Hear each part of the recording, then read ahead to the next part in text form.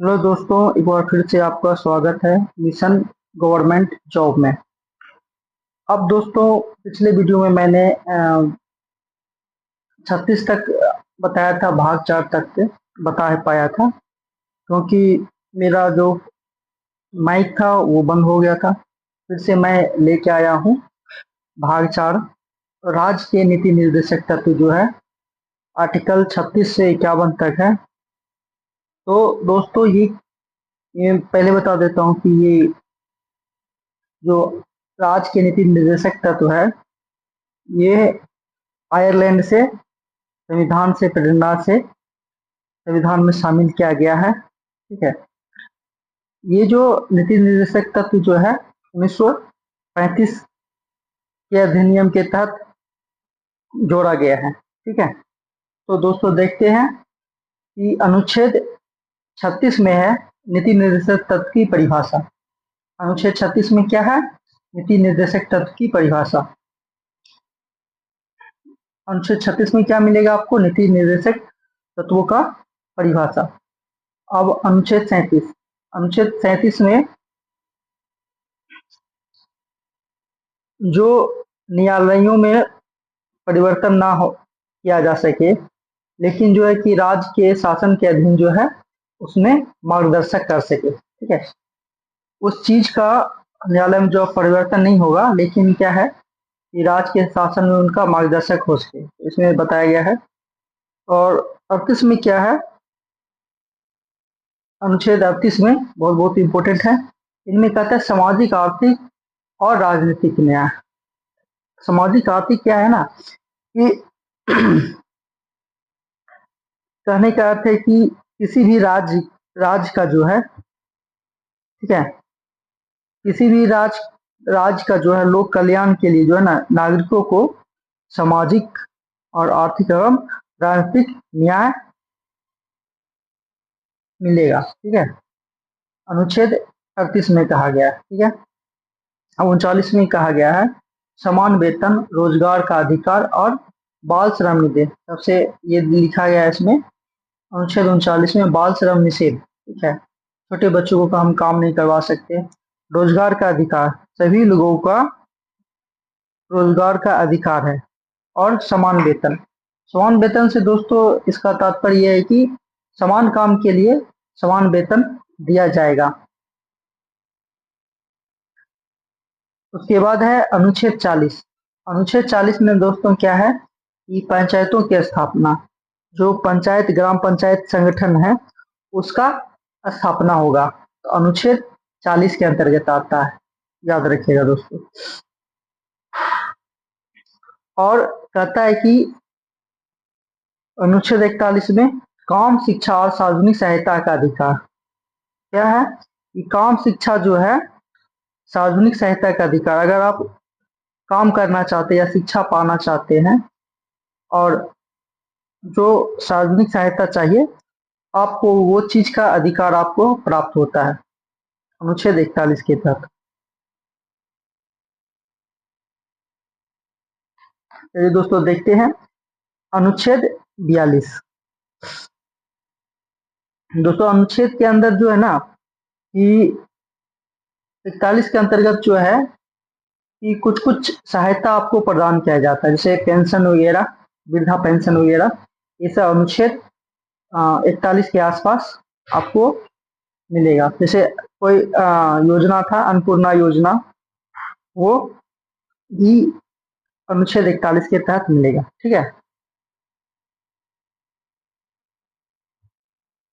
अब अनुच्छेद 42 में क्या है? अनुच्छेद 42 में कार्यस्थलों पर न्यायपूर्ण स्थिति। जहां पे आप काम कर रहे हैं तो वहां पे किसी तरह का दुर्व्यवहार नहीं होगा। ठीक है। मानव की जो सारी दशाओं का जो संबंध है वो अनुच्छेद 42 है कि आपको कार्यस्थल पे आपको अनुचित व्यवस्था मिला जाएगा। 43 में क्या? अनुच्छेद 43 में मजदूरों को उचित वेतन भत्ता मिलेगा। ठीक है। कुटीर कोट कुटीर जो कुटीर उद्योग है उसको प्रोत्साहन मिलेगा और काम के लिए जो है उचित वेतन मिलेगा, ठीक है। और 43 का ए में जो है क्या है कि उद्योगों में जो है श्रमिकों की भागीदारी रहेगा। जितना भी उद्योग है उसमें सभी श्रमिक का भागीदारी रहेगा। अब आते हैं दोस्तों अनुच्छेद 44 समान नागरिक संहिता। 44 नंबर का आता है कि सभी व्यक्ति को एक समान न्याय और नागरिक संहिता की व्यवस्था दी जाएगी।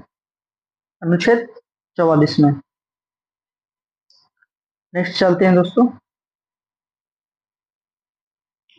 अनुच्छेद 45 में। अनुच्छेद 45 कहता है कि बालकों को प्रारंभिक शिक्षा प्रदान किया जाएगा।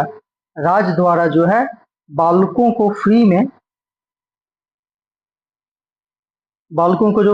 प्रारंभिक शिक्षा दिया जाएगा, यानी 1 से लेकर 5 तक के बच्चे को प्रारंभिक शिक्षा फ्री में दिया जाएगा। उसके बाद है अनुच्छेद 46। अनुच्छेद 46 का तात्पर्य है कि एक स्पेशल अनुच्छेद है जो कि अनुसूचित जाति या जनजाति के हित में संरक्षण देता है। उसके हित में जो संरक्षण है वो अनुच्छेद 46 के ये दिया जाता है, ठीक है। जिसमें कि उनके दुर्बल वर्गों का शिक्षा आदि संबंधी हितों का ध्यान रखा जाता है इसमें, ठीक है।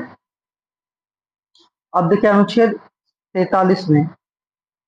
अनुच्छेद 47 में क्या कहता है कि पोषण और स्वास्थ्य पर सुधार करेगी, ठीक है। राज्य जो है पोषण और सुधार करेगी, उनके जीवन स्तर को ऊंचा करेगा, ठीक है। इसे तो अनुच्छेद ये 47 में आता है।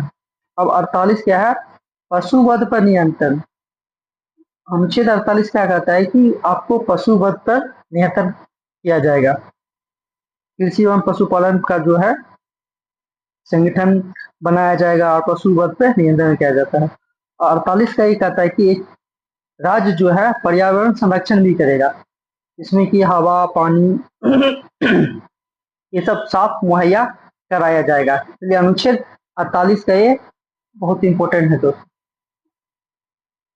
नेक्स्ट चलते हैं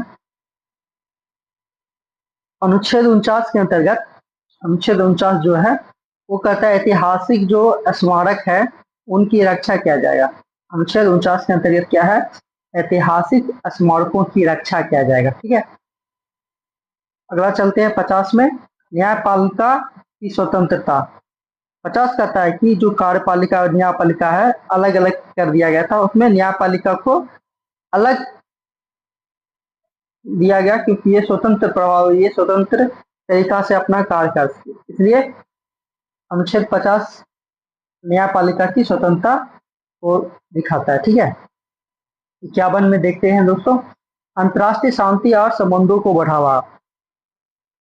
अंतर्राष्ट्रीय अनुच्छेद 51 क्या कहता है लास्ट में, ये जो है राज्य के लिए शांति या अंतर्राष्ट्रीय शांति संबंधों को ये बढ़ावा दिया जाएगा, ठीक है। और राज्य में शांति बनाए रखने के लिए प्रयास किया जाएगा। तो ये दोस्तों खत्म होती है भाग 4।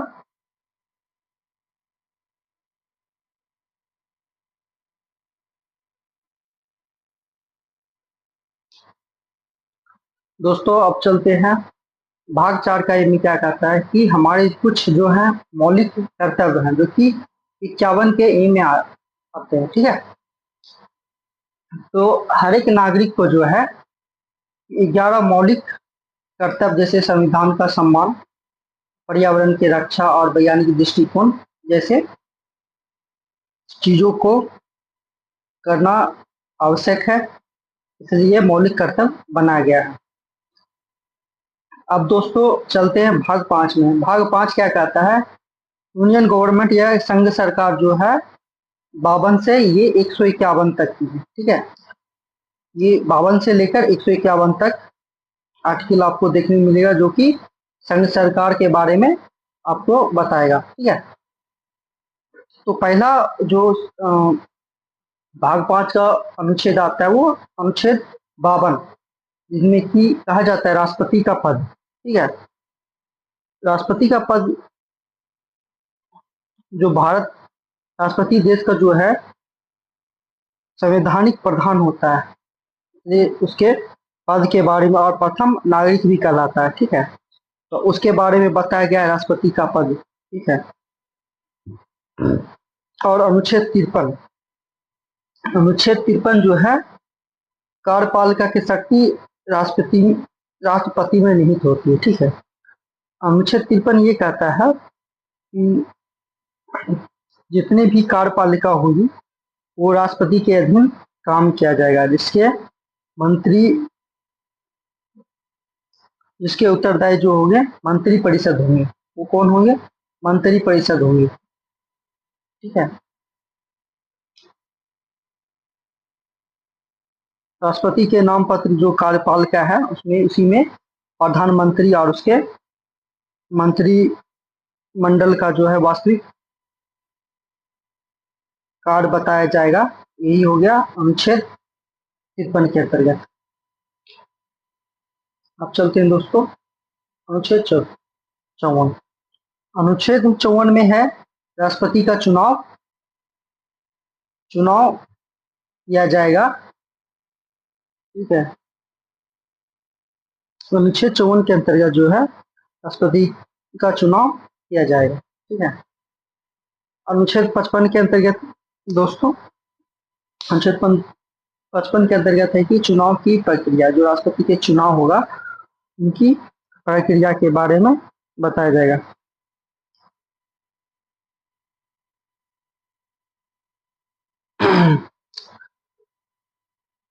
राष्ट्रपति के जो निर्वाचन जो होगा वो राज्यसभा और लोकसभा और राज्यों के जो विधानसभा से चयनित होकर आएगा, ये अनुच्छेद 54 में कहा गया है। और अनुच्छेद 55 ने क्या है, उसकी प्रणाली कैसे मत डाला जाएगा, उसकी प्रणाली की प्रक्रिया को बताया गया है अनुच्छेद 55 में। और अनुच्छेद 56 में क्या है, उनके कार्यकाल के बारे में बताया गया है, जो कि 5 वर्ष की होती है। 56 में। और अनुच्छेद 57 में क्या है, उन्हें पुनर्निर्माण की पत्रकारिता किया जाएगा। ठीक है, अनुच्छेद 57 उतना इम्पोर्टेंट नहीं है। और 58 में उनकी योग्यता आ जाएगी, और 59 में उनकी वेतन और उनकी कुछ शर्तें आ जाएगी। अनुच्छेद 60 में जो है उनके शपथ के बारे में बताया जाएगा। ठीक है, शपथ। और अनुच्छेद 61 बहुत इंपॉर्टेंट है दोस्तों, ये राष्ट्रपति के महाभियोग लगा के हटाने की प्रक्रिया बताता है अनुच्छेद 61 के अंतर्गत। ठीक है, अब दोस्तों आते हैं अनुच्छेद 62, उतना इंपॉर्टेंट नहीं है, फिर भी जान लीजिए। रिक्त होने पर इसका चुनाव कैसे किया जाएगा। अनुच्छेद जो 63 है इंपॉर्टेंट, ये राष्ट्रपति उपराष्ट्रपति का पद के बारे में बताता है। उपराष्ट्रपति का पद क्या होता है, ठीक है, उनकी परिभाषा बताता है। और अनुच्छेद 64, ठीक है, अनुच्छेद जो 64 है वो राज्यसभा के सभापति होंगे, ये बताता है। उपराष्ट्रपति जो होंगे राज्यसभा के सभापति होंगे, ये बताता है। ठीक है, और अनुच्छेद 65 जो कहलाता है कि राष्ट्रपति के अनुपस्थिति में जो है उपराष्ट्रपति उनका कार्यभार संभाला करेगा। ठीक है, अनुच्छेद 65 के अंतर्गत क्या है, राष्ट्रपति की अनुपस्थिति में उपराष्ट्रपति कार्यभार संभालेगा। अब 66 में उपराष्ट्रपति के निर्वाचन या चुनाव के बारे में बताया गया है। और 67 में क्या है, उपराष्ट्रपति के कार्यकाल। 67 में क्या है, उपराष्ट्रपति के कार्यकाल। और फिर 68 में क्या है, उपराष्ट्रपति के जो रिक्त हो गया या किसी तरह से दुर्घटना हो गया, चुनाव जो प्रक्रिया है उसके बारे में बताया गया। ठीक है, 69 में है उपराष्ट्रपति के शपथ ग्रहण। ठीक है, और अनुच्छेद 70 जो है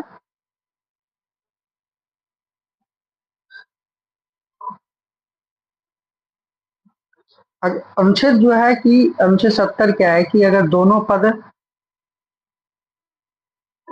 खाली रह गया तो उससे जो राष्ट्रपति अधिनियम, तो उपराष्ट्र मुख्य न्यायाधीश जो है वो राष्ट्रपति के कृतियों का जो काम को संभालेगा। ठीक है, अब ये अनुच्छेद 70 के आसपास कहा गया है। ठीक है, अनुच्छेद 71 में क्या कहा गया कि चुनाव में जो विवाद होगा उसको सुना जाएगा।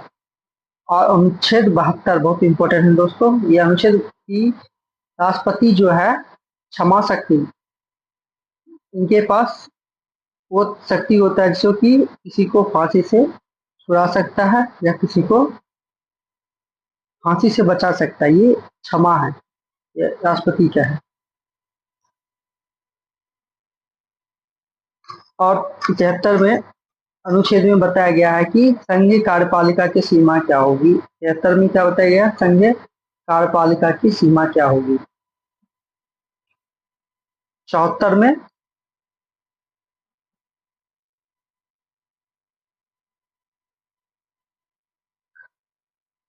74 में इंपॉर्टेंट है दोस्तों, वेरी वेरी इंपॉर्टेंट है। 74 में कहा गया है कि कार्यपालिका के लिए एक मंत्री परिषद होगा और मंत्री परिषद का जो प्रधान होगा उसे प्रधानमंत्री कहेंगे। ठीक है, ये अनुच्छेद 74 की कहा जाता है। ठीक है, अनुच्छेद 75 में है मंत्रियों की नियुक्ति और पद अवधि। अनुच्छेद 75 में मंत्रियों के नियुक्ति और उनकी कितनी अवधि है उसके बारे में बताया गया है। और अनुच्छेद 76 में क्या है, 76 में मानव भारत के महान्यायवादी के बारे, अटॉर्नी जनरल के बारे में बताया गया है। भारत के एक महान्यायवादी होंगे, उनके बारे में बताया गया है। 70 में उनके कार्य और क्या काम है। 78 में है प्रधानमंत्री के क्या क्या कर्तव्य है।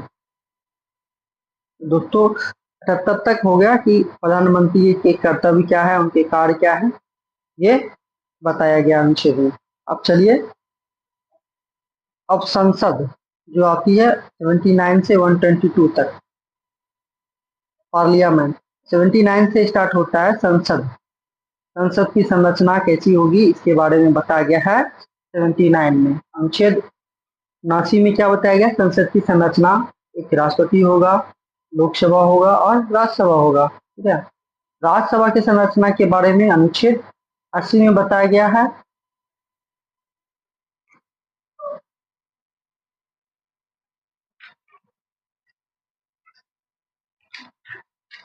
और लोकसभा की संरचना के बारे में अनुच्छेद 81 में बताया गया है।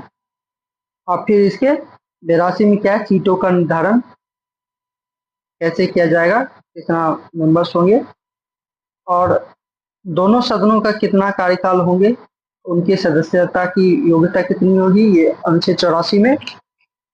अब अनुच्छेद 85 में कहा गया है कि संसद के सत्र के बारे में व्याख्या किया जाएगा। 86 में है राष्ट्रपति का संबोधन। जो राज्यसभा लोकसभा का जो संसद सत्र होगा, एकजुट संसद सत्र जो होगा, उसमें राष्ट्रपति उसमें संबोधन करेगा। ठीक है, अनुच्छेद 87 कहते हैं संसद में राष्ट्रपति भाषण दे सकता है। ठीक है, अनुच्छेद 88 में क्या है, मंत्री और अटॉर्नी जनरल की भागीदारी। संसद में जो है मंत्री परिषद और अटॉर्नी जनरल भी भागीदारी दे सकते हैं, वो अनुच्छेद 88 के बारे में लिखा गया। ठीक है,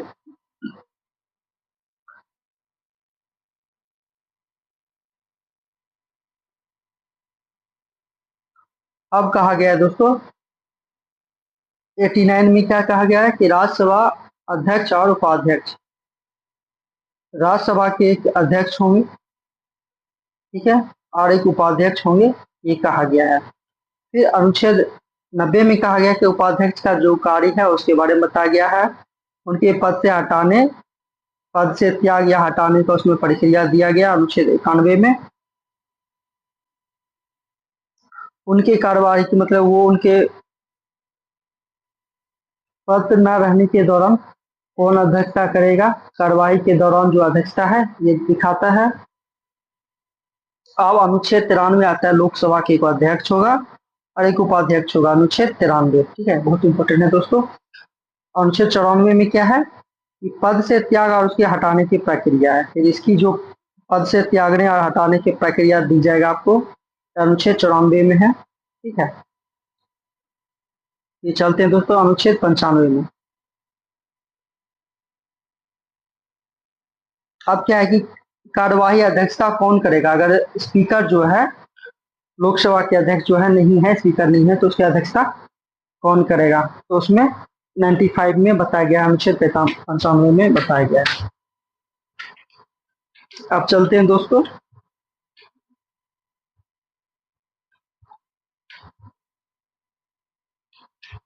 आज का क्लास यहीं तक है।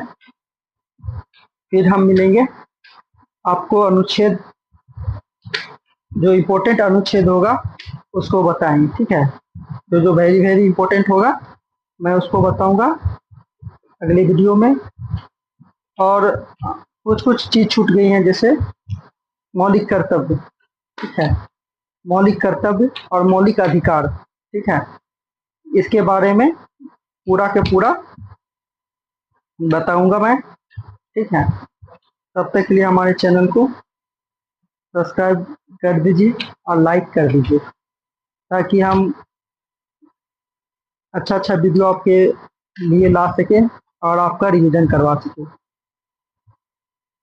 तब तक बने रहिए हमारे चैनल पे, मिशन गवर्नमेंट जॉब पे। धन्यवाद।